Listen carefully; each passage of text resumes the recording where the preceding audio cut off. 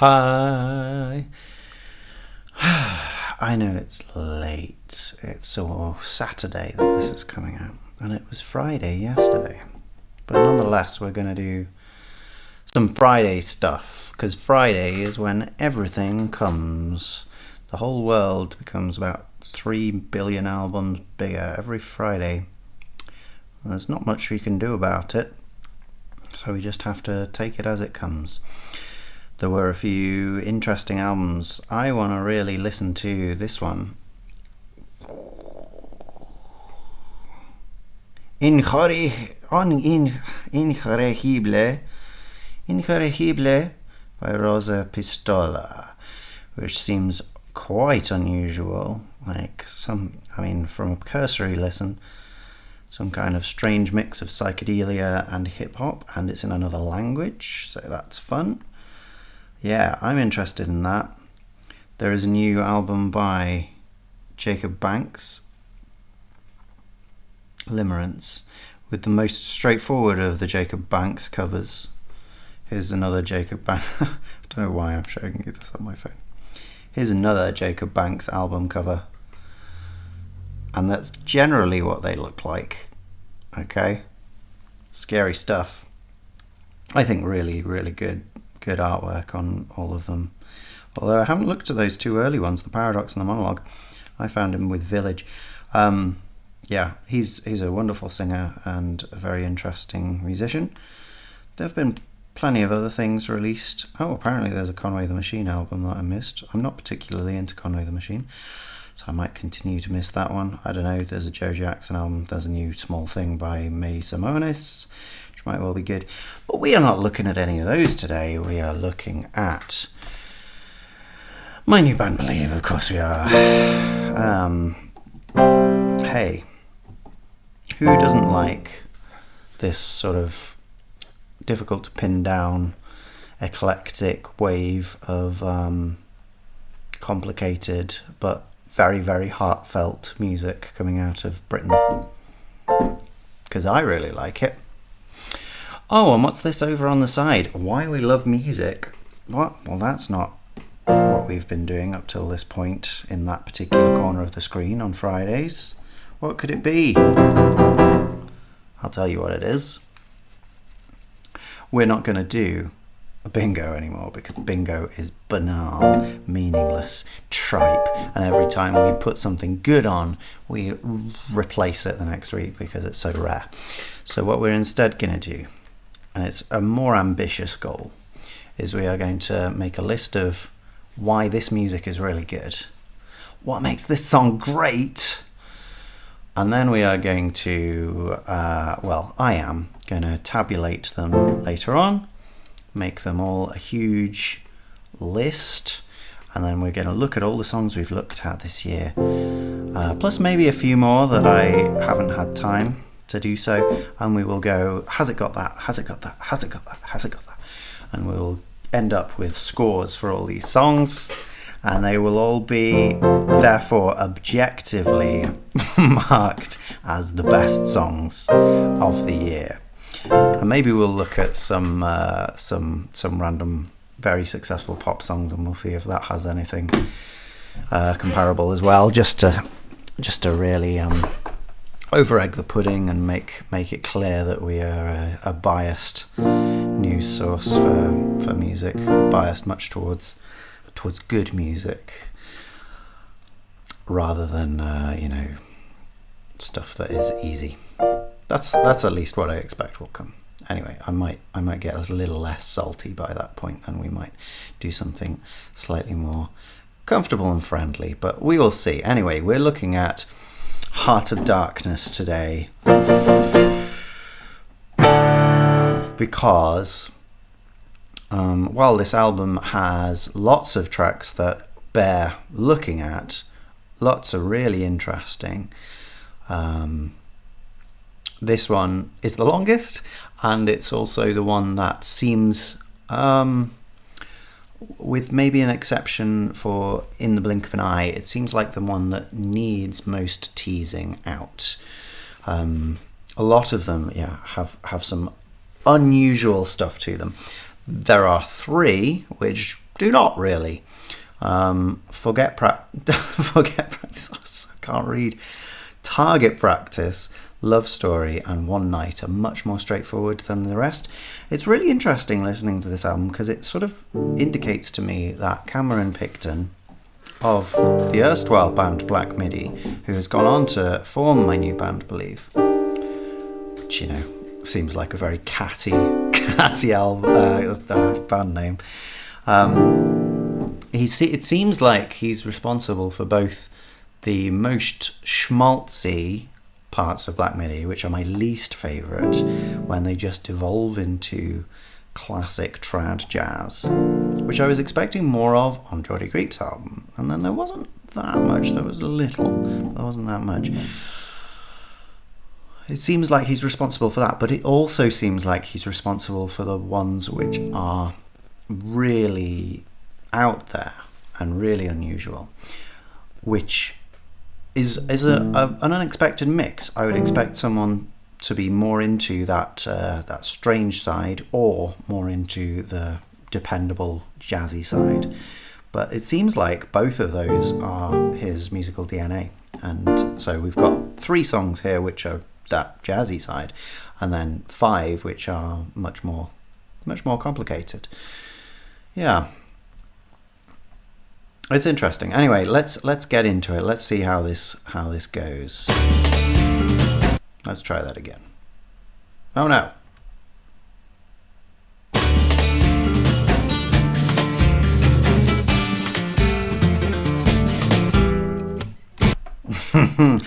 That's quite complicated. I should really have my acoustic guitar here. I might go and get it. But what's worth commenting on straight away is that this band is sort of varied in its lineup from song to song. Here are the people who are credited on this song. Cameron Picton, credited with acoustic guitars, mandolin, look out for that, percussion, saxophone, and vocals. Nathan Piggott, only credited with saxophone and only on this one track. Steve Noble is credited with drum kit and percussion. Andrew Cheatham is also credited with drum kit. So that's 2 drum kit and 2 percussion credits so far on this song. And 2 saxophone credits on this song. Alex McKenzie credited with clarinet and saxophone. 3rd saxophone on this song. Magdalena McLean credited with viola. Jasper Llewellyn credited with cello. George Johnson credited with saxophone. So that is the 4th saxophone credit on this song. And Oliver Hamilton credited with fiddle, also known as violin. So we've got fiddle, viola, cello, 3 parts of a classic. What do you call it? What do you call it? String quartet, I guess. 3 parts of a string quartet. Let me just check, because I read previously.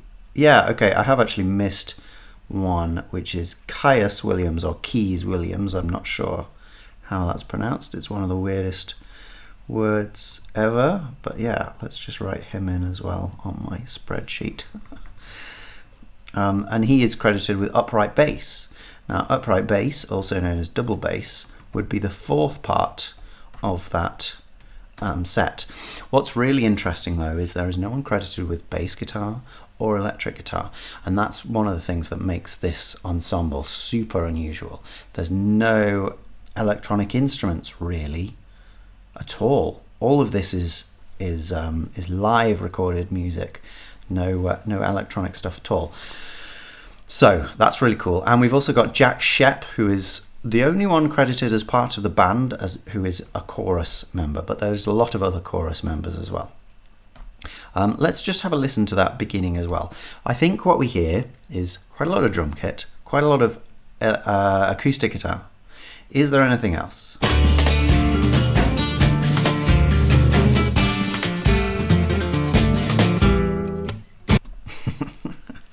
If there is, it's just a little bit of upright bass going boom, boom, dum, dum. really just on those first 2 bars. Now we're going pretty fast, aren't we? 1, 2, 3, 4.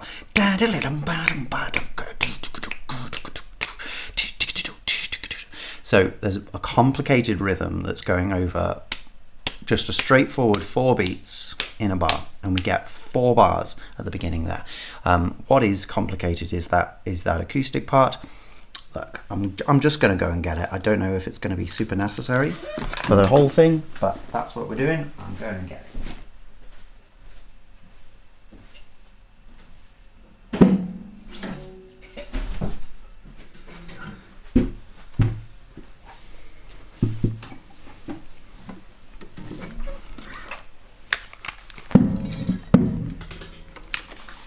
All right, now it sounds like it's in D, so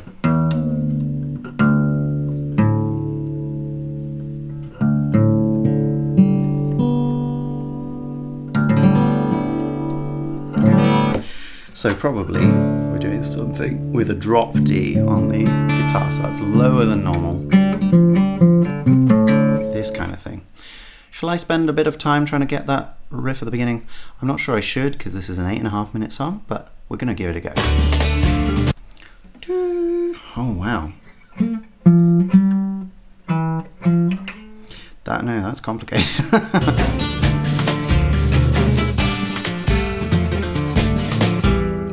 I think it's probably 2 guitars, isn't it? But one doing that at the end there.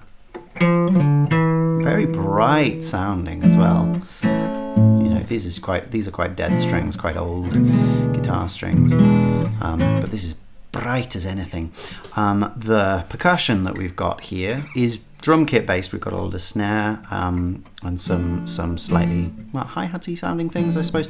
But it's not super complicated in terms of textures. We're getting conventional textures. What is kind of unusual about it is that it's jumping from thing to thing. We haven't got a regular backbeat of a snare or anything like that. So that's pretty fun. I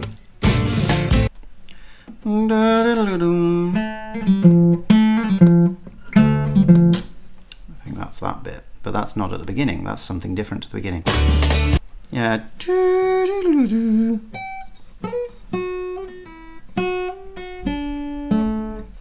It's not going to be that though.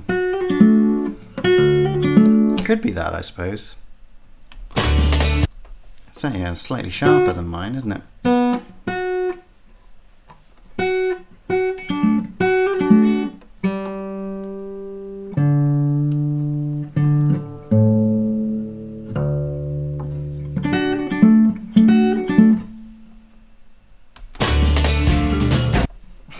But then it's so low.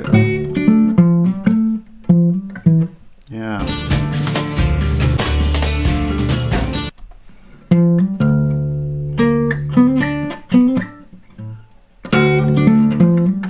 No. Something like that.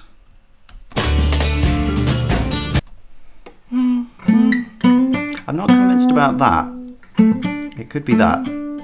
Because that gives it a little too much like excitement, a little too much of an unusual feel. But you definitely get that D major kind of feeling at the beginning. And then, yeah, ba afterwards. So we get the major third, and then when we come down, the minor third.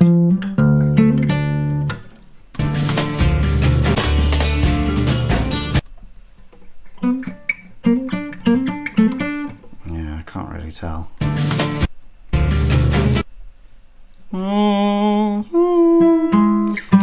We get that just before the end of the bar, which is also unusual because that's really saying E major, and after a D minor, getting an E major, that's a unusual chromatic shift of 2 of those notes down a semitone. It reminds me of My God by Jethro Tull, which has a lot of like in it, and it's just for a moment though, and it's a chromatic slide up like that as well. So the guitar goes up from the G natural to the G sharp there, But yeah, overall we're quite heavily based around that D. Yeah. And then it comes down to that, which is more of like a G bass. Yeah. Da, da, da. A lot of this da-da-da kind of thing. So there's some like semiquaver rhythms, and some triplet semiquaver rhythms, that kind of thing. That's basically what's going on there. Yes, and then that again, triplets with yeah.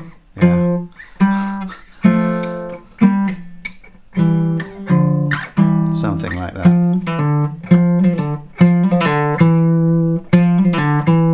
Yeah, fun. Doing that at the same time is going to be impossible, isn't it? Yeah, no way could two guitars do that, except if it's interestingly tuned. I guess it could be interestingly tuned. Anyway, we're all around this D major. So we start with, D major, then we get that D minor feel, and that stays for a while. We get this brief E, very, very quick, just slight jazzy switch there. Then we get this moment of of G sort of basis. Sharp G. Is that sharp? Actually, it's pretty in tune with that, isn't it?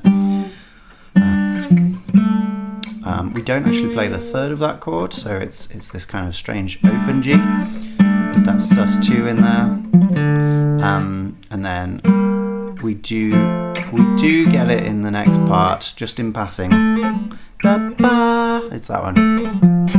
Okay, and then we sort of walk down from the G in the next bar to sort of like an F, probably with the D being dominant there, and then this kind of E minor dyad, just those two notes, before presumably going back to D. Let's hear it. Yeah, so it does go back to D, but it doesn't do the same thing up there. It's more of a low thing, and then in the second bar we get this much quieter moment with actually a lot of give in the time. Yeah,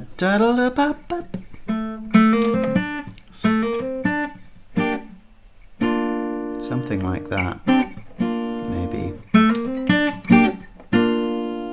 Ending on this B flat major chord. Yeah, so what's interesting about the drums really is they are emphasizing a lot of the same beats that the guitar is doing. So when it's going da-da-da-da, then the drums are going,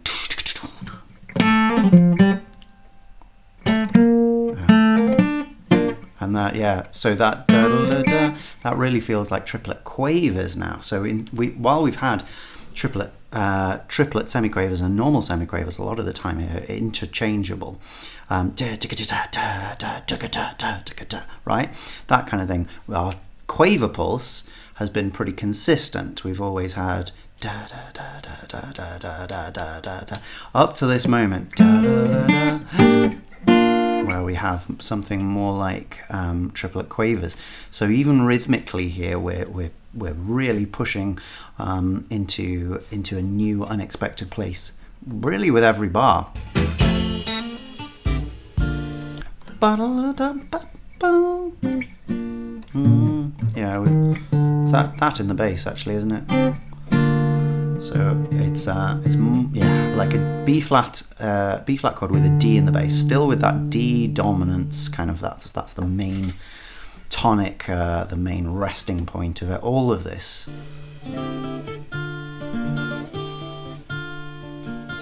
Okay, and that's a little simpler and a little more repetitive.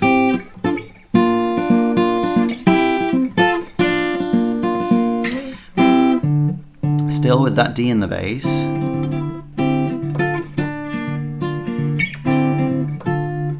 That doesn't quite feel right, but the main thing is that. then this fingerstyle guitar. It's all fingerstyle guitar, but it's going between like a C on a D with a quick up to sort of like a D minor, back to the B flat. It never feels like it actually resolves to that D minor. It's more like that. Yeah, so and it repeats that a few times. What's interesting is that was really the first time we repeated material between a bar. You know, the first bar doing that, and then something else ending like that. Then we had the G, and then we had the, then we had this extra D bar, sort of feels like the beginning, but it's not the same stuff. And then we had the so 6 bars there of entirely different melodic stuff with a D connection, always D connection. All the chords really there, apart from maybe that E minor moment, have D strongly connected to them. And then yeah, it's just this moment here where we're slightly calming down maybe into something more repetitive, more grounded. Okay, this is the first 15 seconds of the song. What's going on after this?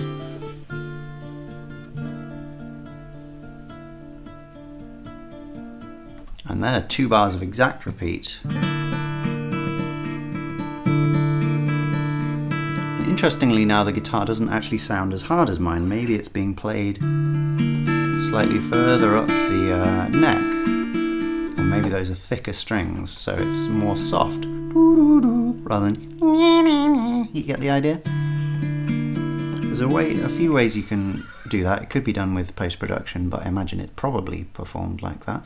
It could be less nails being used on the, so more pads of the fingers. I can't actually do that very easily with my ring finger, as opposed to, I don't know. But anyway, yeah. So that's a really lovely chord, sort of complicated to describe, but it's got 2 Ds in, and it's got a B flat and an E. It's like, yeah, it's like if we took a D minor and we moved the F 1 semitone lower and the A 1 semitone higher. So it's very, very tense and wanting to resolve back to that D minor. And then it sort of does. Except that's not a D minor because we didn't resolve the E. The E didn't come up to an F. That stayed there. So this is an E sus2. Yeah, still not fully resolved. Yeah, quite a complex set of emotions going through here. We've gone from that very bright, sudden beginning, with the D major-y feeling, and really just never gone back to that. Sometimes we've had E major out of nowhere, but then straight away cut it off, went somewhere else. 2 places in that bar, then we're around the D, and then getting much quieter for the B flat chord, and then this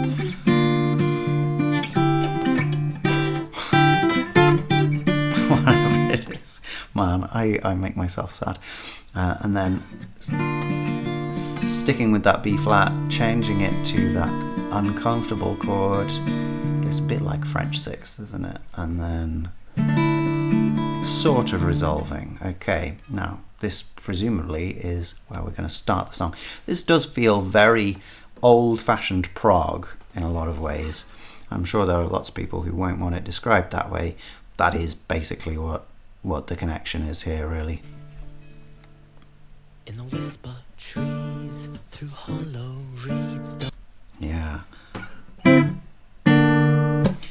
So that's like that C and B flat thing again, but we've lost the top note for whatever reason.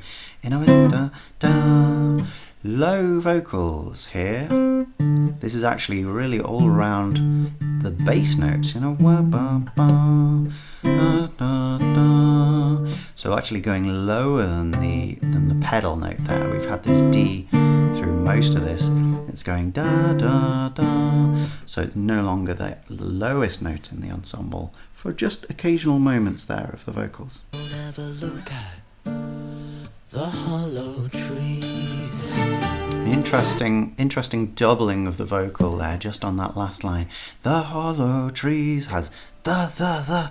It has maybe 2 or 3 extra vocals just doing the same pitch, which is nice. Yeah. And then a slightly more elaborate guitar line. Don't believe what you read in the folder sheets. Don't ever lift your... We are starting to get slightly more interesting percussion as well. We're getting cymbals of interesting chiming varieties. These don't feel like fully crash cymbals. Maybe a ride bell. Maybe it's a ride bell. Yeah, could be. Or it could be something more special. I don't know. Let's keep listening. head from your hollow dreams. You can...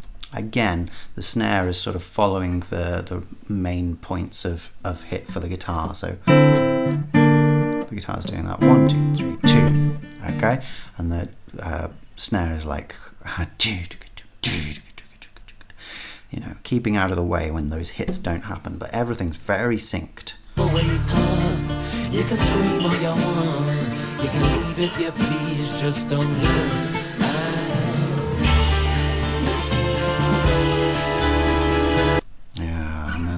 That same sort of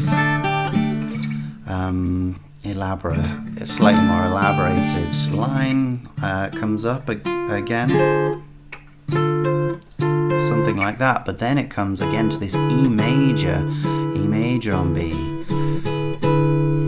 Yeah, it feels very like eerie, that chord, to me, in this context, after we've basically had D minor. Ooh, I don't feel so certain about this. Yeah, and then falls chromatically, so it falls from that E major to E flat major with a little elaboration there before presumably going back to D.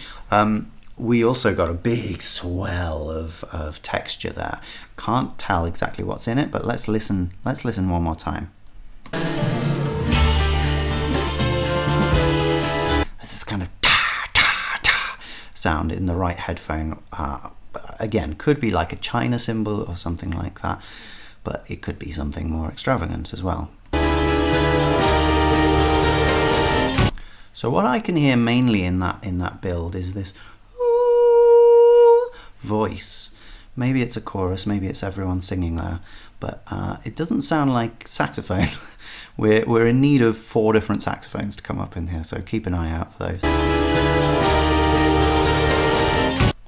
There might be, actually, maybe in the left. Let's hear one more time.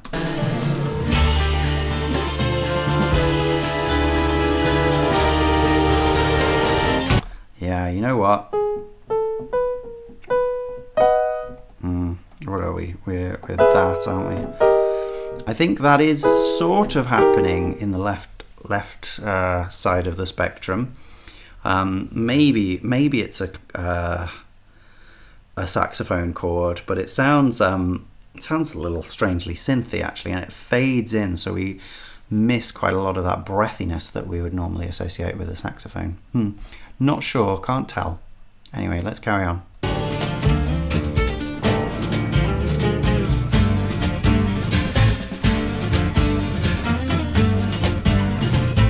What's amazing about this is that it sounds like the beginning again, but none of these lines were at the beginning. Well, I'll just briefly go over some of them to show the difference. Yeah. There's kind of this third line, followed by this doo-doo-doo. And, you know, that wasn't... Was it? It wasn't any of that. And then we get this repetitive bit afterwards.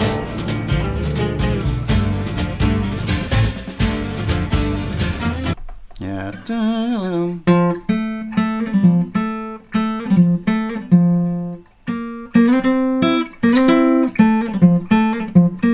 And that's one of them, but there's like a,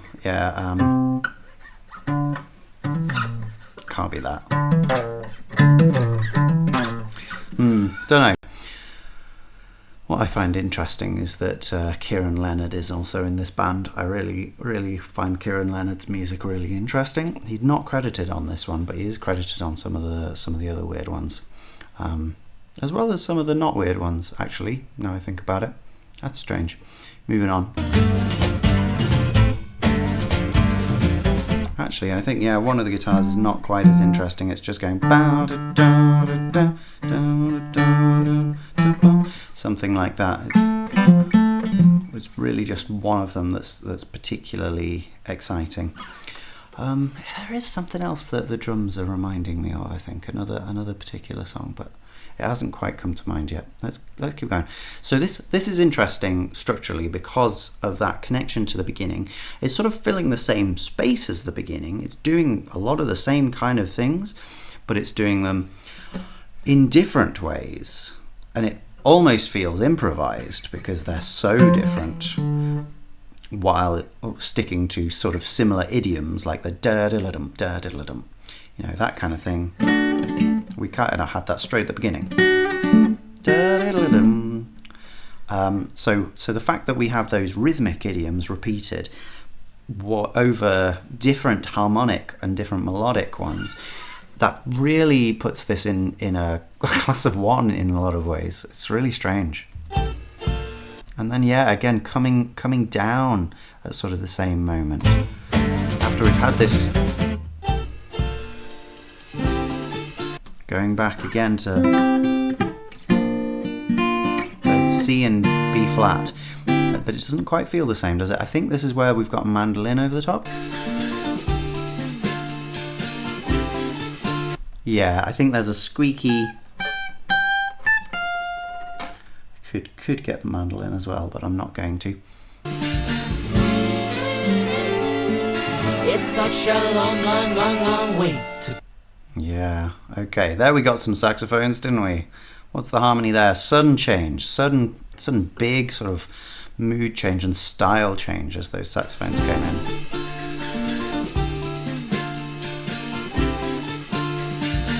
We're also getting cha-cha.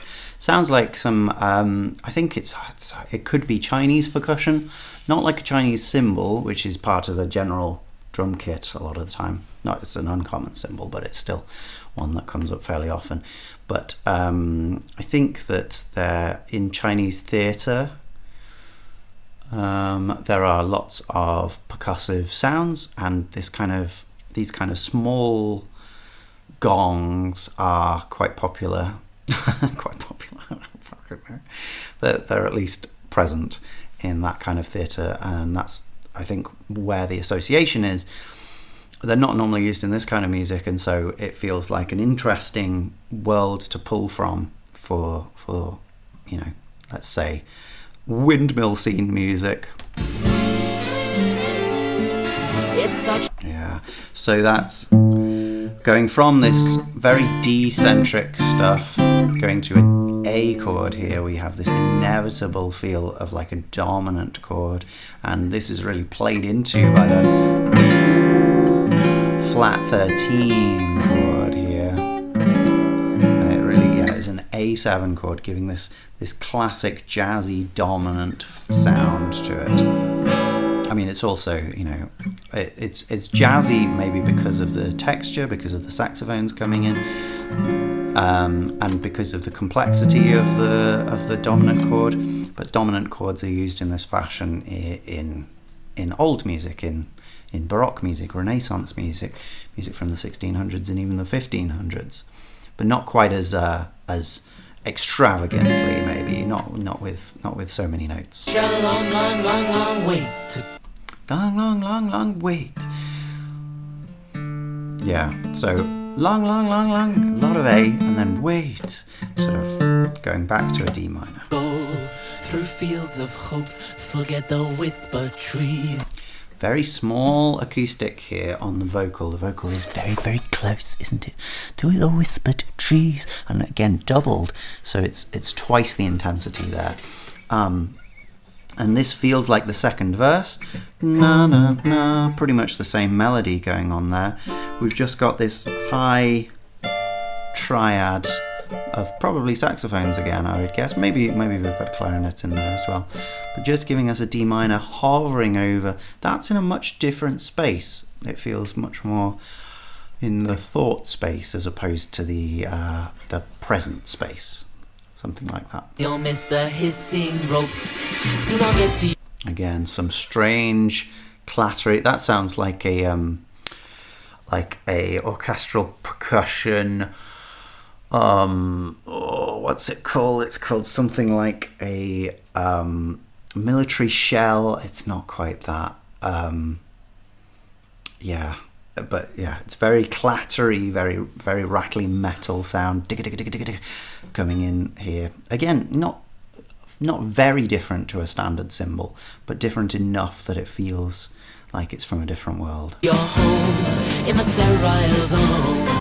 But we've gone back to where we were on that C and B flat kind of thing, but again in a different ensemble, different texture. Remember smoke trees, reeds, leave out those ceaseless screeds, please. But in a minute, I'll be... Okay, and now here we have really landed on an unexpected E minor chord, E minor 7, with 1 giving us that 7. That's unexpected. Okay, what's going to go on here?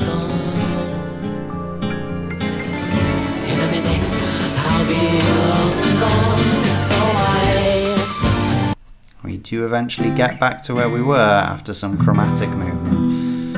I think it's to like an F7, something like that. Maybe it just rises to an F. Maybe it's an F minor 7, F sharp minor 7, and then G, something like that, and then we're back.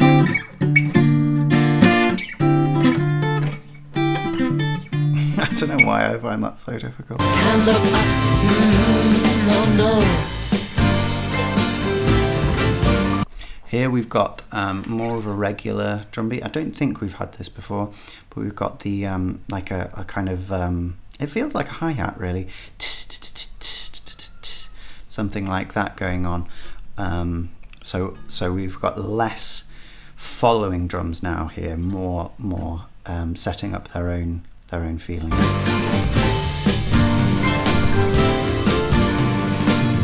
Well, it didn't last long, did it? It was just for that bit.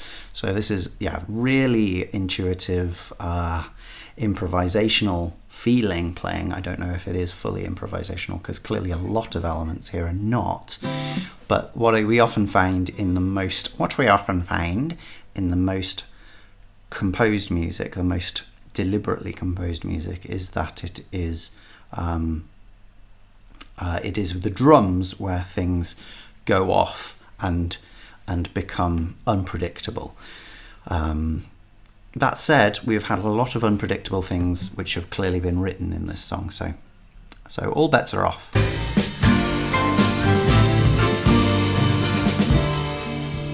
Can you tell there's 3 percussionists? I can't right now, really. Okay, so that was our favourite unresolved E, D, B flat chord, and we got a tremolo strings thing coming in the right headphone there and suddenly cut off as we resolve. So that's like our beginning resolution there, which is nice. It's nice that that has come back sort of similarly.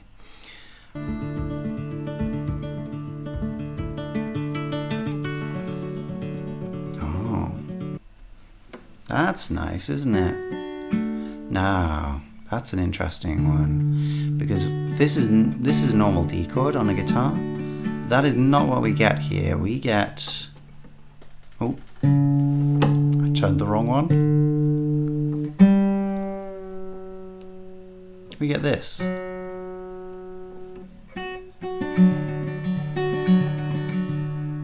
which is an F sharp, D, F sharp, D. Now you can play that without tuning the guitar, actually.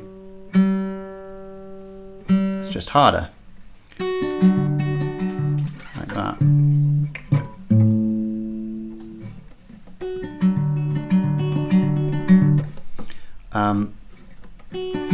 Well, that's an interesting thing to do. It deliberately avoided the most straightforward, most sensible, arguably, which would just be that on our classic D major shape, all of the strings, no problem. But instead of that, it's going the top 2 strings and then 2 middle strings. Interesting choice. And it's a D major, so doesn't that feel really nice?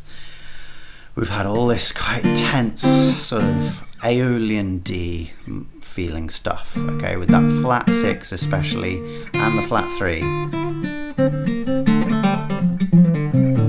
This kind of stuff, with occasional moments of like, this kind of E strangeness, and even the E flat. How are we going to do that?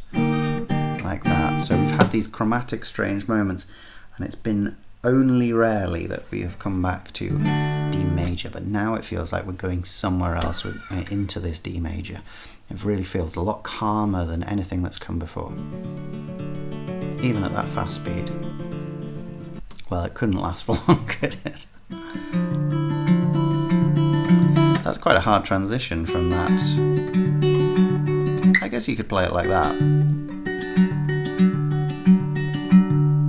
And then it's also a hard transition. I guess that's easier. But then getting it back on. The point is we've lost both those F sharps. Those lovely bright D major F sharps. One has gone to an F, one has gone to an E, and we're left with this sadder, more tense chord back in our Aeolian kind of mode.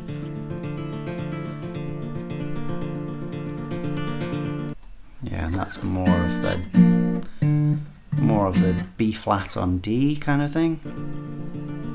We've got a few things swirling around in the background, haven't we?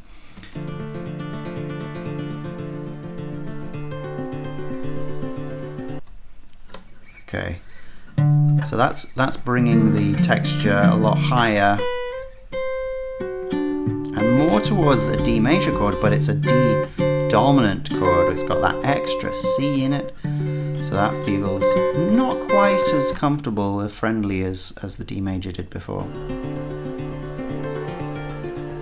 Yeah, what's going on in the background really? It's a little imperceptible. Maybe it's voices, maybe it's saxophones, but it's lost in this kind of murk.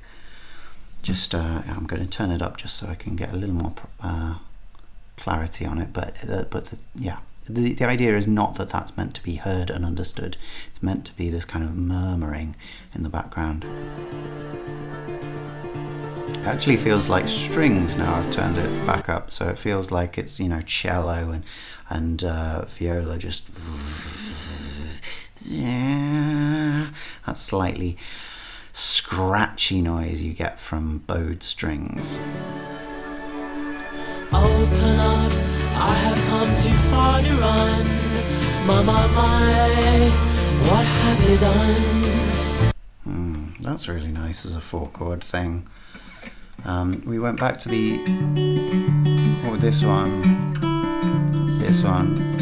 my, slightly higher melody here. What have you done? And pretty much just to a D, a D5, I think. Yeah, really nice. It goes from this D major to like a D minor, maybe with a hint of that B flat. But then that B flat really comes in the next chord, and then disappears for the next one. So we've gone sort of from comfortable beginning to tense second, slightly removed that, made it clearer in the third, and then returned somewhat home for the fourth. It's quite a nice pattern to do for a 4-chord sequence like that. Yeah, and the melody, the melodies are my nothing particularly interesting. Like it's not the focal point really. The vast amount of interesting stuff in this music is coming from the stuff that is played. The vocals are no doubt telling a story. There may well be some interesting wordplay. That's not my it's not what I'm interested in really. But it's certainly not virtuosic singing. It's very straightforward singing in a small range, basically less than an octave, in a low range for a singer. This isn't yelling the F expletive in Eat Man Eat. It's very, very different to that. For a time I opened my head, you just saw the line. There we had a very different texture come in for that last line. You just saw the line, whatever they say. Do, do, do, do, do. Echoed up an octave, not echoed, but done at the same time with that chorus coming in. Yeah, how is reverb being used or space in general being used in this track? We've had some very, very close sounding things, and then we've had some, not many, big sounding things as well, big acoustic sounding things. This really feels like the biggest it has felt so far. We've had lots of tense, in-your-face things, which is something that you also get in a lot of Kieran Leonard recordings actually as well. Go and listen to Kieran Leonard, but if you're in for if you are looking for a nice, relaxing, big acoustic sound, you're not going to get it. Very, very tense, in-your-face sounds is what you get in most of Kieran Leonard's music. That said, there are some more languorous ones, some larger, longer songs that take a bit more time and space to them. Anyway, here we're sort of going into a bigger acoustic, it feels like. In an empty paddock, your stock feed rots. The echoes of the black dog haunt you. Yeah. So we've still got that 4-chord sequence going round.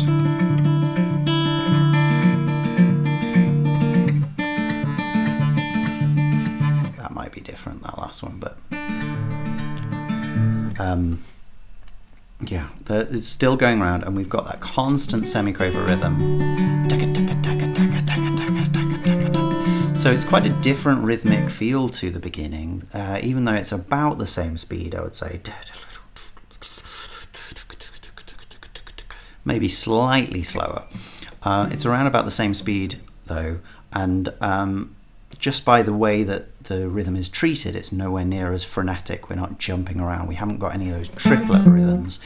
And so because we haven't got that kind of stuff, that complexity, we've just got a straightforward semiquaver rhythm. It feels a lot more comfortable, a lot more approachable than the beginning of this track. You refuse to understand. I'll never show my... What a big set of I'll say it again. What a big set of things we've got going on here. There's so many different. Why do I repeat things like this? So many different instruments going on. The chorus really is swelling. I think we've got some strings in here as well, and we've got the rest of the normal stuff, the acoustics and stuff. So we had a change of harmony there, which I think is towards like an F, at least to begin with. So from that D minor, the relative major is F. It feels like a real brightening without moving particularly far. And then where does it go? Does it go to A? Let's hear it again. There's our B flats. That's actually, so it's a whole D minor. So we are going to D minor there, and then we get the F. Yes, okay, here we have two lines. We have these two, and and they go there. You were first to understand. A little melisma. Hey, that's something. That's something going in the vocals' favour.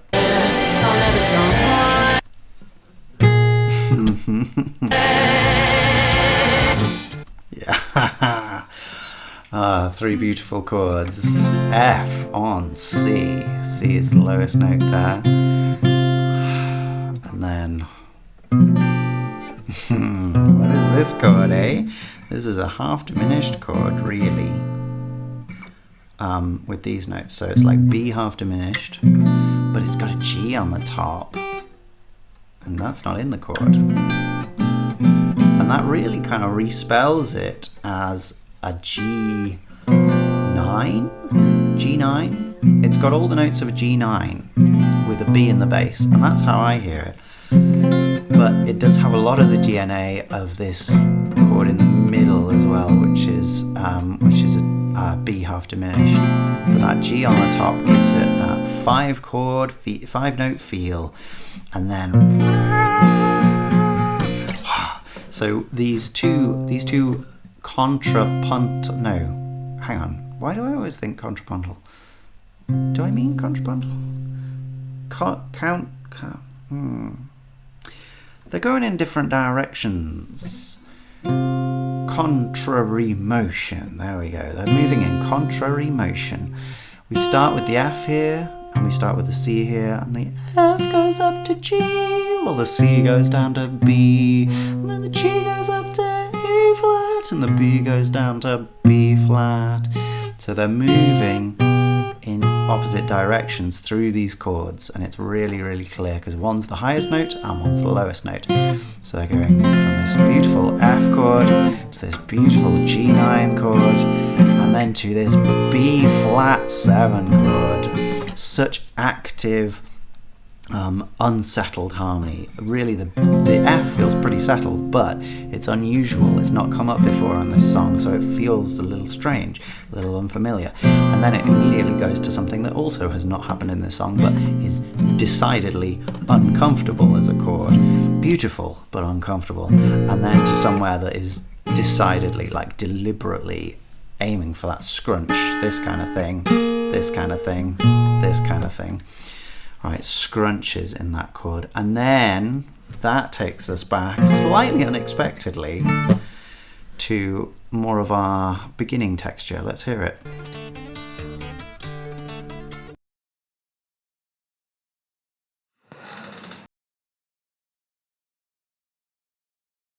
I disconnected the thing. Also, I seem to lose. Maybe it's just actually meant to be in one headphone there, but let's just try that again. So, yeah. Okay, so here we go. Here's our G9 and our B flat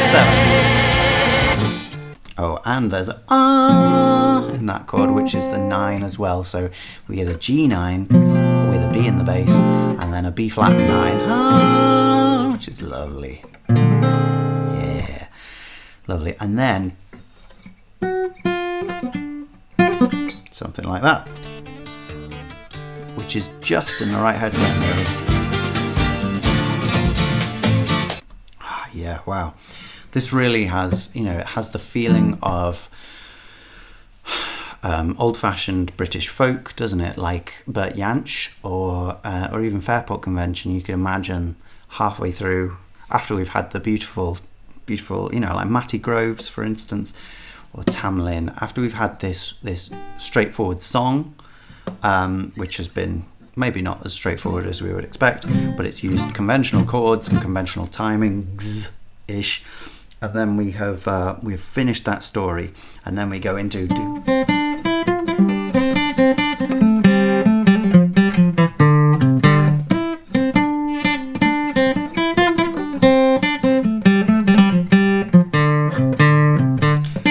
just do this riff over and over again, establishing a new setting. That kind of feels like what this is, but like we've already established, this is nothing to repeat over and over again.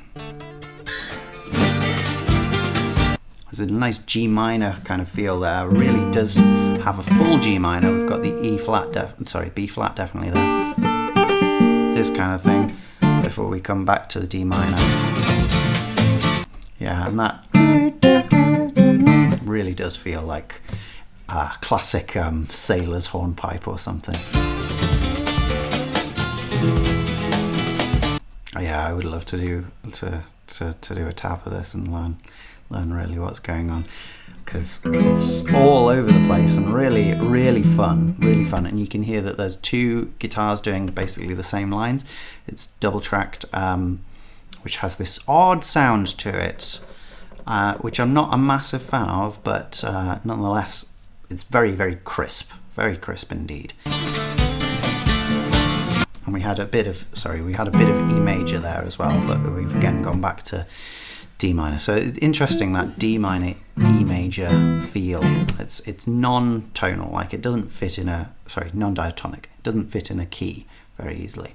It's definitely tonal, but it doesn't fit in a key. And there's that down. Again, the drums are sort of playing. Sure, I'll come with you. I'll do what you're doing.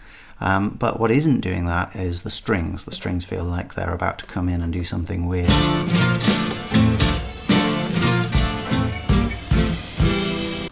That was interesting. A real slow down feeling there. Maybe the reason that this is all acoustic instruments is because it's all recorded live. Could it be? Seems extraordinary if that's the case, but we've got some really nice coherence between the parts that feels very live and exciting, and that slowdown is one of those. Okay, an interesting bit of actual static there. That's interesting, isn't it? Does that come from a real instrument? I don't think so. So strange that it's in there. Okay, and now we're just drums. I'll put this down for a bit.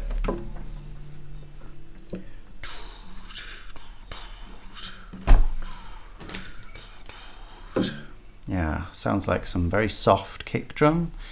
Maybe maybe the room is offering more to the sound here than any like close mics.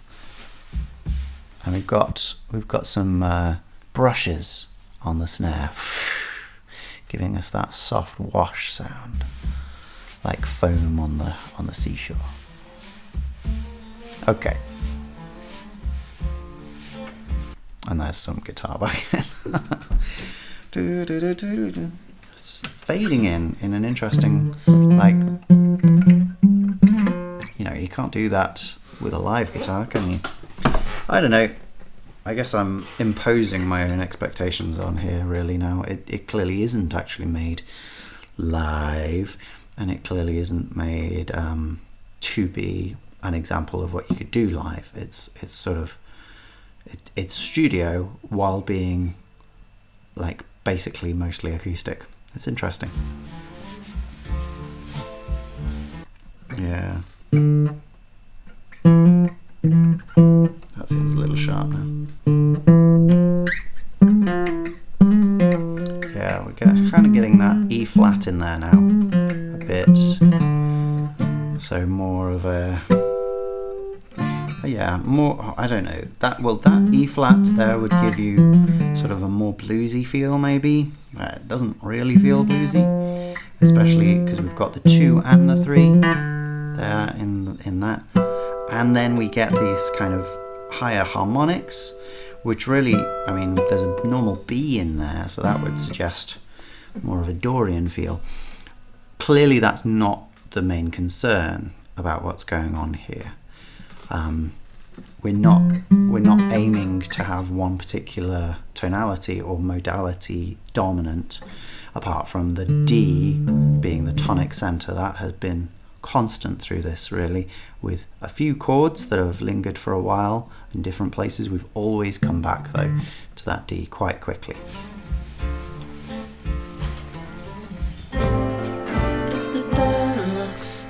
Oh, but then suddenly we're at A minor. Out of really nowhere, a big textural change, a bit of mandolin, and yeah, da da da da da. Strange. Will I become the stubborn one who's only come to be your... So that was a G minor, and then that's the G9 again, or the B half diminished. I don't wanna top it up. No, it's not that, is it? No. Let's go again. It's only come to be your mother. I don't wanna top it up. No. It's got that in.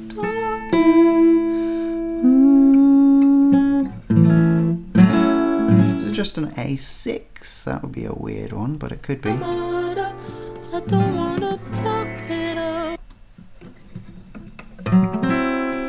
It's an A minor 6, isn't it? Which with my long nails I cannot play properly. Yeah,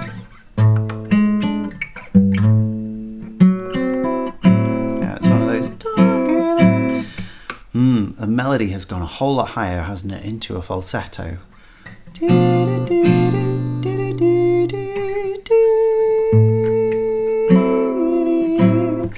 This is a curious sudden change of chords, and this kind of chord sequence is the really unusual stuff. A lot of what's happened before, it's not usual, and it's definitely interesting and complicated, and the orders are all complicated. But this, this one that happened before, that's actually an understandable and straightforward thing, and it probably has happened before, maybe in slightly different fashion, but it's something that is easy to understand musically. Whereas going from suddenly A minor to G minor to G9 or B half diminished, if you like, and then going to A minor 6, it's not really clear why choose those things, apart from just the basic feeling of how they feel together, which is I guess the essence of making new music, or making music that is worthy, isn't it? We don't need to go over the same stuff over and over again. So this is an interesting passage.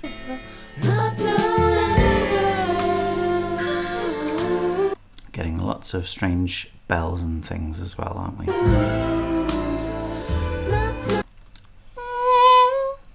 Little, yeah, maybe the saxophones too, but definitely the strings are sort of emerging out of the big echo in the background with curious extra lines. But yeah, we're getting, I think, in thirds. Let's just hear it again.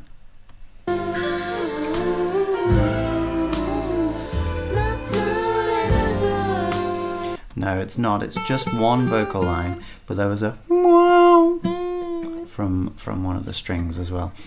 And this is more like a straightforward sequence. Is it that? Yeah, it's between the G minor and the A minor. Now, we're still not 100 miles away from D. We could definitely go back to D quite easily from here. But it's been our longest period away, hasn't it? We haven't gone to D as a chord for a long while now. And this feels more like a schmaltzy jazz thing as well, doesn't it? Very, very relaxed kind of feeling. What's that? Is that a samba? Is that a... I don't know.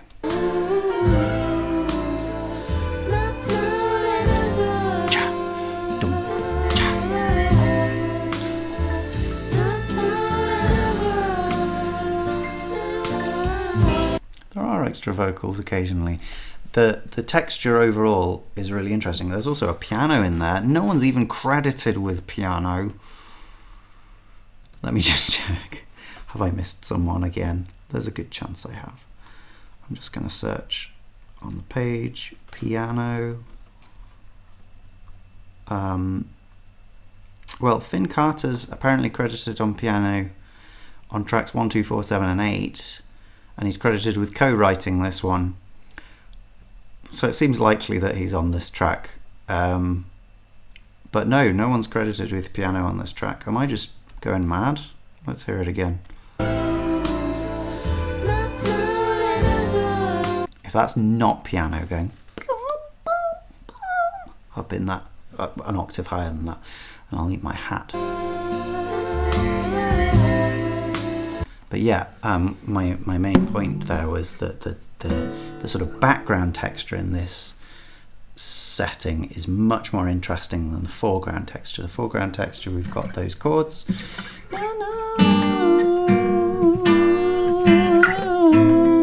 And we've got the melody. Stepwise, kind of nice and sitting on the top, but very comfortable, very straightforward.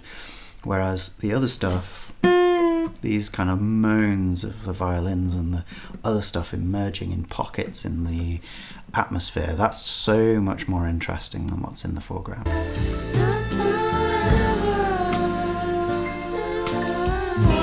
Yeah, there's just a moment there. Just those two voices come through up there, which is fun.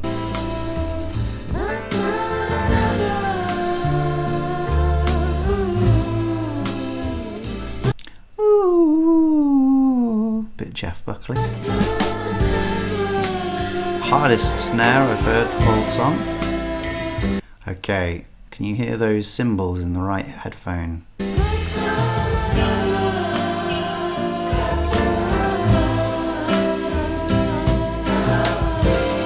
And there's the chorus properly sounding like that. What was that? Oh, I've forgotten who it's by now. The When Palestine Is Free song that we had a look at. That's embarrassing. Let me just have a look.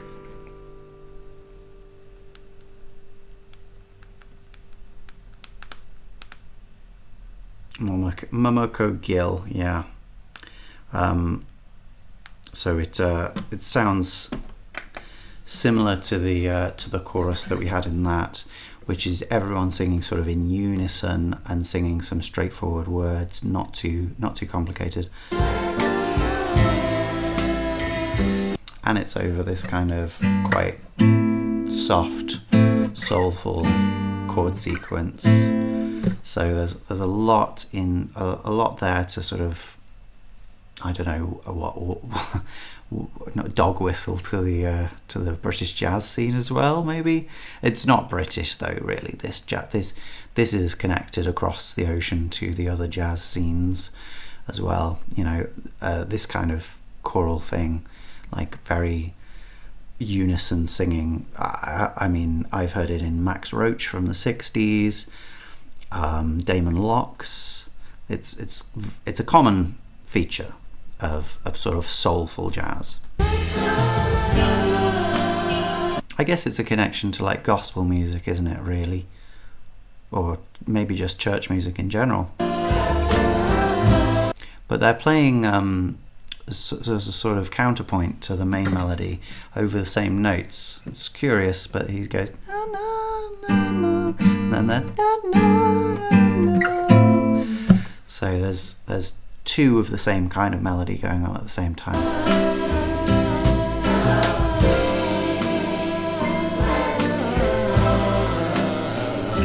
It's not quite the same though, is it? It is different, but yeah, very similar kind of area. When you fall asleep, something like that.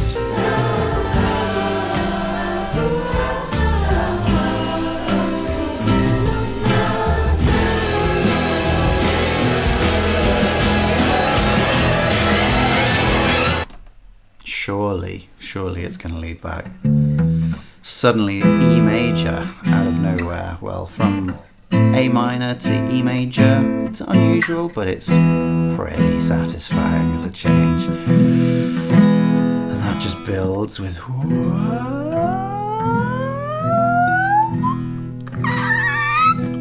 just sliding up all the way into the atmosphere. Everything's sliding up. That's a perfect thing for strings to do, really, isn't it? And vocals. They can just do that forever. It was fantastic. And then surely this leads us back to D, right? This leads us back to our beginning stuff. Oh.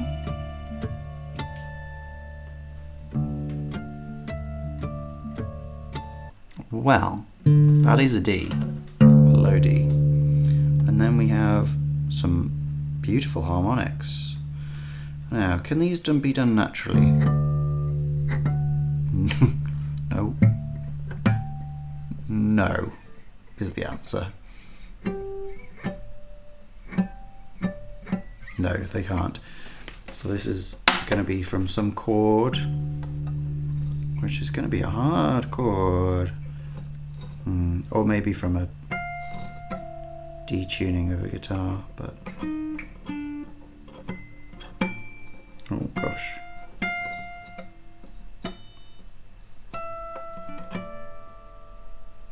How are we going to get that? Can we get that anywhere? What's that, a D? Yes, we can.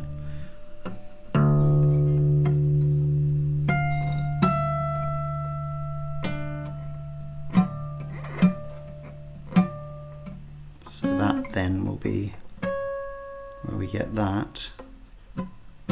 Oh no, and how do we get the other one? Oh man.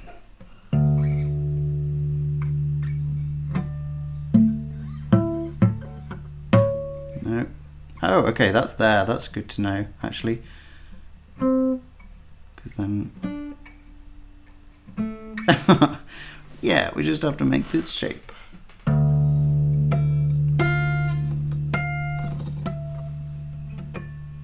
No, that one then.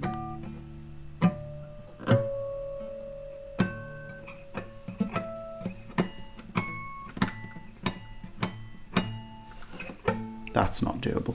How is this going to be done?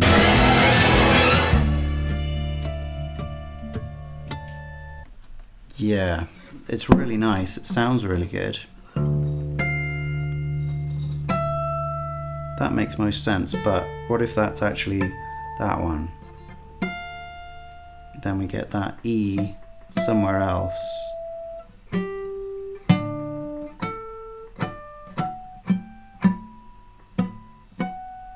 Nope, that's not it.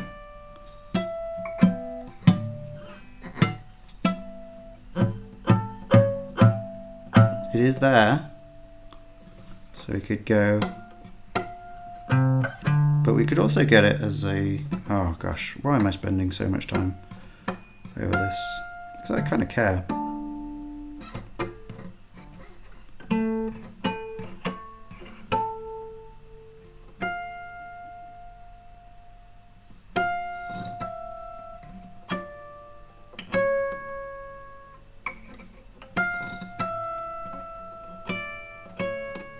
That's kind of easier way of doing it, where we're only using 3 strings. Now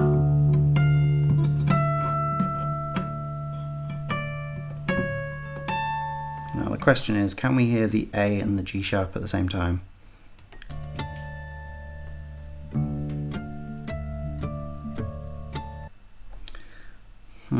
Yes, I would say yes.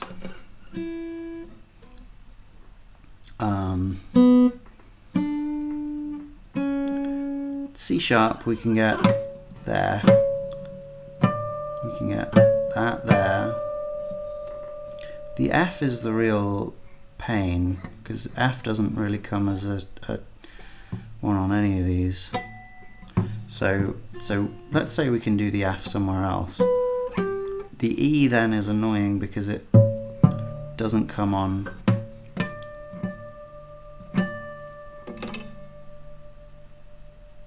many of these strings. So the E and the F, we've got the D in two different places. We've got the C sharp, and then we can put that on easily there or there. Ah, but that's not what we need. We need that one there, which is going to be a bit of a pain. But we have, I think, found a way. It's not super comfortable.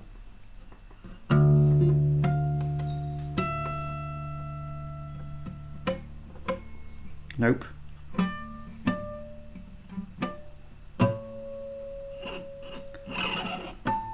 Yeah, there we go. Okay, so that's using all 6 strings of the guitar. That one. That's just...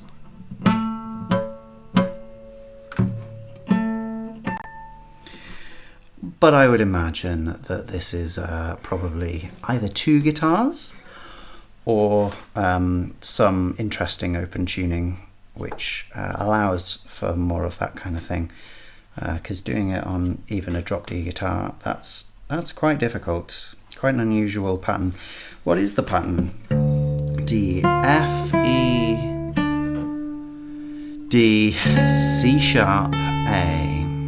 So this is really nice. The F and the D are really giving us D minor, with the E just a passing note in between, and then we pass right on past the D to C sharp, and the C sharp and A there really give us more of that A major. So this is like a classical 1 to 5, but we keep the D on in the bass. In fact, we keep all of those notes on, so we get this eerie fight between the D major and the the D minor and the A major. They're sort of hovering in the air together, and it feels very creepy.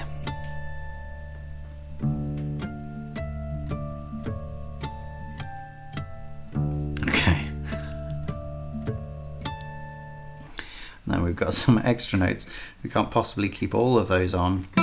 We get the A, and then we get a G and an E. So the G is relatively easily gettable.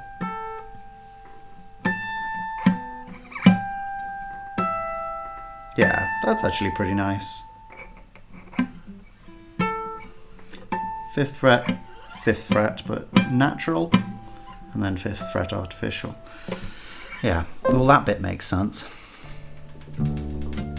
Oh, what's that noise?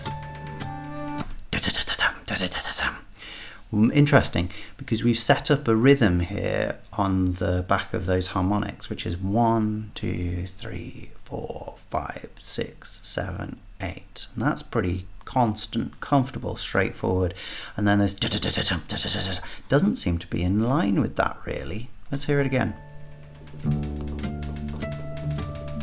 Yeah, nothing's matching up. It's almost the same rhythm as it would be for semiquavers, but it's not actually the same rhythm. It's going a little too fast. That would be what it was for semiquavers, but it's more like it's going a little too fast. So that's creepy, that's weird, and it fades in and it sort of goes out, and then we've got these interesting, I think they're probably sul ponticello string sounds. So we're getting, not that I can do sul ponticello, I thought I'd try on a guitar, but yeah, we're getting these interesting harmonics, scratchy, transient sounds off the, maybe the fiddle, maybe the cello, maybe the viola. Yeah, but it sounds like wah. It's sort of the sound of the main part of the string, but we're also going up there anyway. We're getting up there, so the wah is like a low G, probably a cello then. Yeah, with like a B up at the top. Really nice. Yeah, and it's going in and out of one and the other, and maybe some other harmonics as well. Whoa. big wave of percussion there. Okay, now it feels like maybe there's 3 percussionists. Wow. So we're getting those cymbal sounds. We're getting whoosh, these wave of cymbals. Other cymbal sounds, lots of cymbal sounds. We got that da da da da da da rhythm as well, which is clearly some form of percussion. Maybe it's just a kick drum. Maybe it's something else. I don't know. And then we're getting that oh sound, which I never know what it is actually. I might look it up. But it's yeah. I mean, it's somewhere on, no doubt. My if I go to okay, jazz drum set, maybe.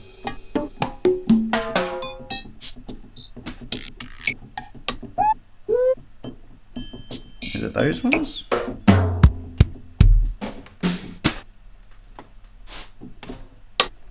This is a lot of sounds. Okay. It's that kind of thing. Oh, and what it says what it is. Thank you, incredible keyboard. A cuica. Let's look up a cuica for a moment there. I hope it's this anyway. Cuica, Brazilian friction drum. Large pitch range produced by changing tension on the head of the drum. Yeah. Okay, so you can do this with timpani to some degree as well. So if you have a timp that goes doom normally, if you press down on the timp's skin, it'll go doom, and it'll go up. And that's what's happening with those ones too. Can you hear that in the background here?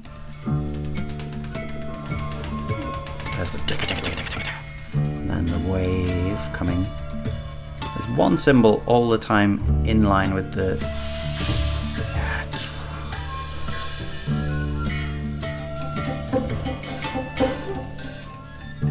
Okay, it doesn't quite sound the same, does it? It's a do do do do do do.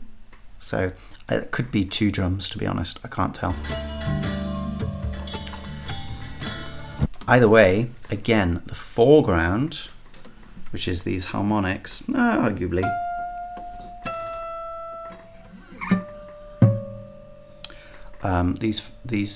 These harmonics are no longer the interesting thing. The interesting thing again is the crazy changing psychedelic texture going on.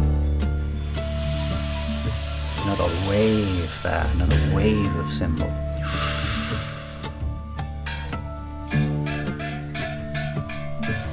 And that's the Chinese cymbal, not Chinese cymbal, but the Chinese gong, small gong kind of sound that I think is associated with Chinese theatre. There's a darker one, strangely watery sounding one. So many different percussive sounds in here.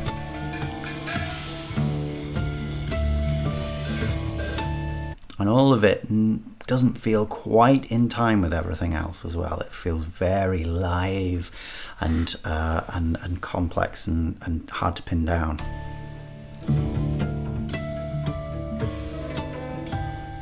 A few saxophones for a moment there. Yeah, there's an upright bass as well in the background, dong, dong, dong, just giving us a few notes. It's not very noticeable, but it is still contributing. So this is like Moonchild by King Crimson, but turned up to a much more creepy degree, and with one element actually constant throughout. In Moonchild, you just get these furtive moments of movement from different members of the ensemble, and it's very hard to pin down anything that's happening. Here we have one thing that is constant, and it's just everything else that, well, it could happen in any order at any time. There could be anything coming in. It's very unpredictable. But one thing is true, it's building. It's definitely building. And the cymbals at least seem pretty in line. Giving us a triplet feeling now, aren't they? This kind of thing. Yeah, it's calmed down and it's led us to more of a predictable formula. right? Da, da, da, da, da. Still with this kind of triplet feeling, different to how we began the song. Loud snare there.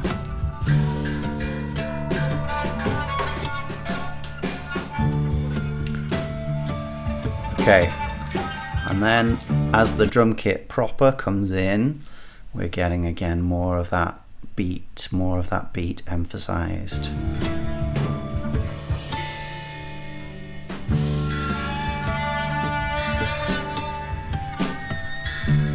More harmonics from those crazy swirling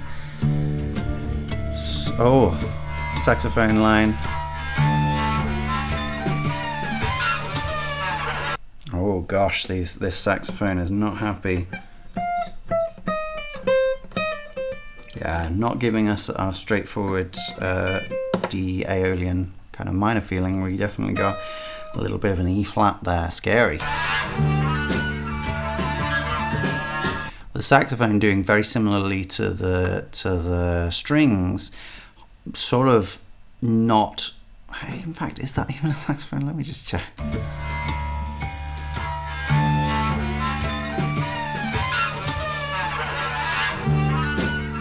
I think it must be. I think, is it underblown or something like that? So the note is not really taking form. We're not getting strong saxophone sound. Not that I can do one of them. We're getting this sort of this air followed by these whispered harmonics flitting through the spectrum in a very complicated way. But no, by that point it really sounds like a string instead. So I think it must probably be a string, a bowed string. Yeah, probably sol ponticello, just giving us that very complicated sound, very unpredictable sound.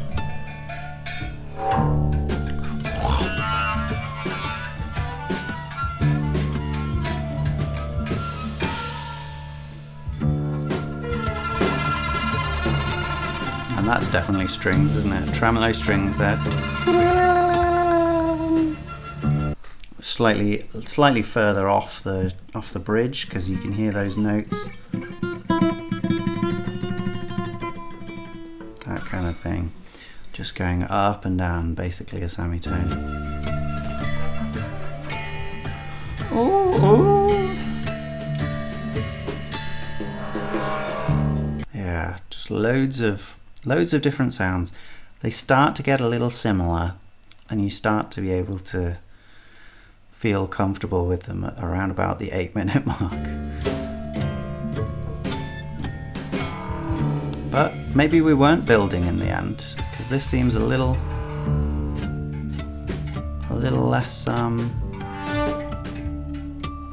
less together. Oh, and one final.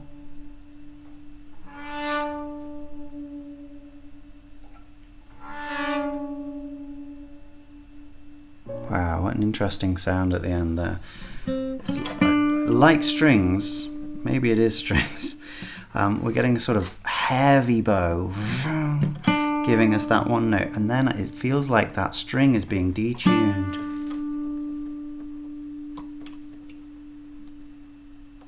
Something like that. And then it's being bowed again, and then tuned back up. And the importance there is that the heavy bow that comes before sort of echoes sympathetically on maybe the other strings of the instrument.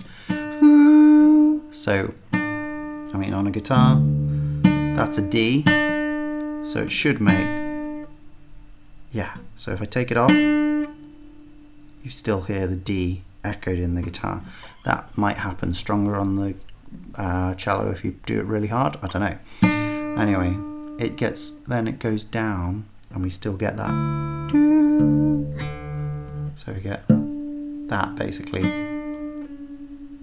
and then it goes back up again. I don't know where the other harmonic comes from, but whatever. That seems to be what's going on. This kind of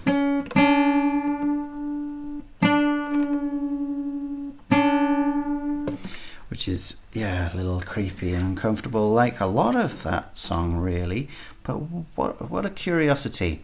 Really in 3 different sections. Very strongly different sections as well. The first section, very energetic, full of life and based around D. Keeps coming back to it, but keeps having deviations, different things happening, always coming back to that aggressive, strong D minor feeling.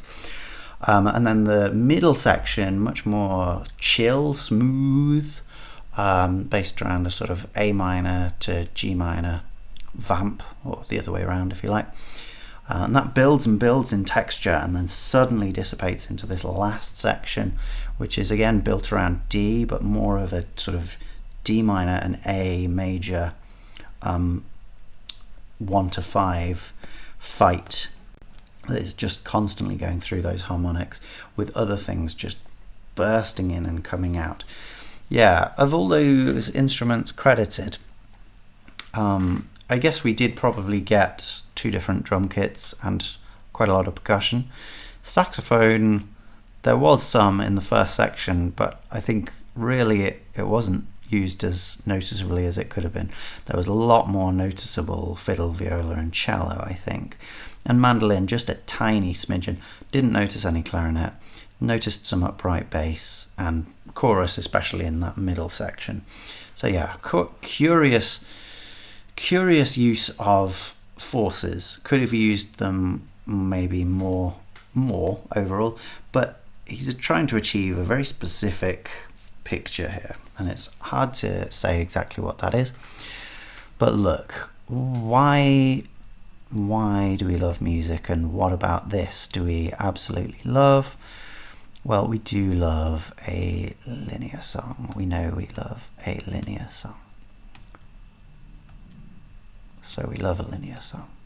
Okay, if it just goes in one direction and it doesn't come back to what it was doing before.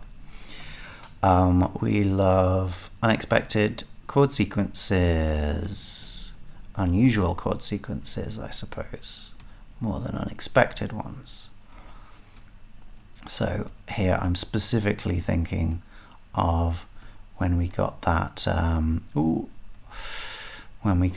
sort of A minor, the initial A minor, which then went to a G minor, and then to that G9 that we had before, and then unexpectedly to the A minor 6 at the end. So that was an unusual chord sequence following an unusual set of rules. We really love metrical modulations, and we had one here. Really, we went from quite strict,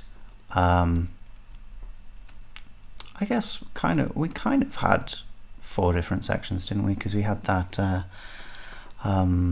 solid semiquavers section as well, but I'd include that as part of the first section.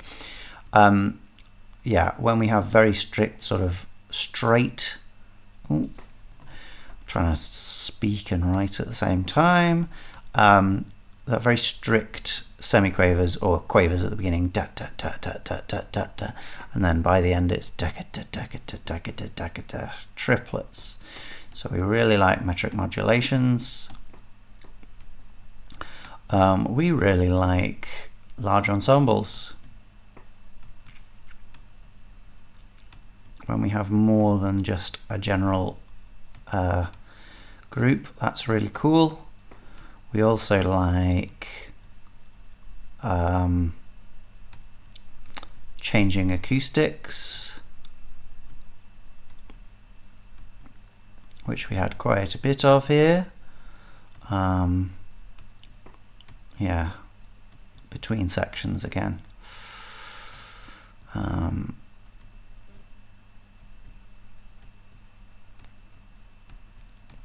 Anything else we want to put?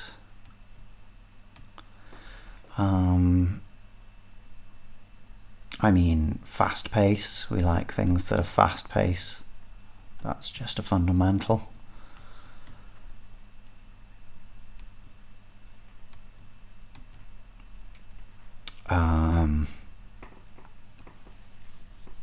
I mean, we do like saxophones and things like that, but they're not fundamentally why we love music. We do like harmonics. We like sul ponticello as well. That's a really cool thing.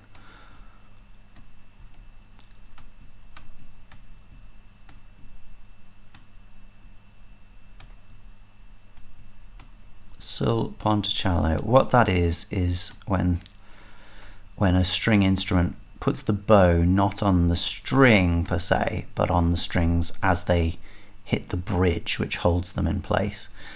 And so some of the hair overlaps the string, but much less, I think, than normal.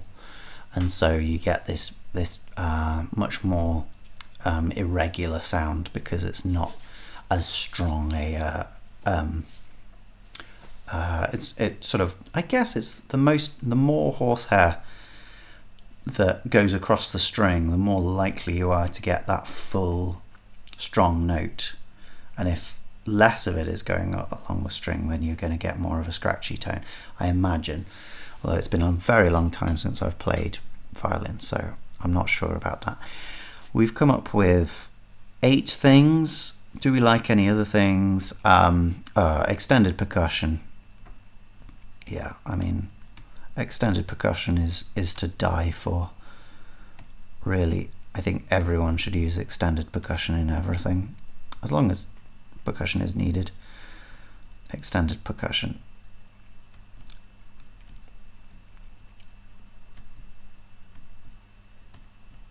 I don't think we need to belabor this. I'm just going to have one more think.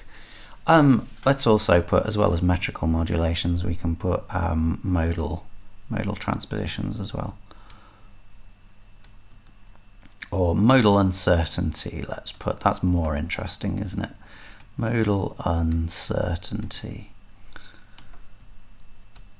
or maybe it's less modal uncertainty and more tonal uncertainty.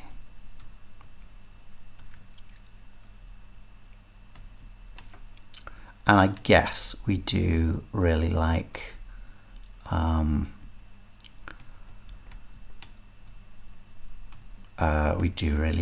pedals. Pedal points in music are really nice, so we'll put that in too. All right, it's like 11 things. That's good. Loads of really good things then about this song. No doubt some things I have forgotten as we've been going at it. Fair chalk. Goodo. Okay, my new band Believe. Whole album's worth listening to. Some songs are more straightforward than others. That's one of the less straightforward. That said, it probably is easier to understand than In the Blink of an Eye. Arguably easier to understand than maybe Opposite Teacher. I don't really believe that, but yeah, go and have a listen. That is a great album. It's getting good reviews, not just from me, but from like actually employed successful people. So I am employed, self-employed admittedly, and not just here, but yeah, but I'm not employed to do criticism as of yet. But that's nonetheless what I'm doing. Go and look at the more reputable people if you really have to, and they're saying similar things to me. So, so there. Anyway, have a fantastic day and life, and go away.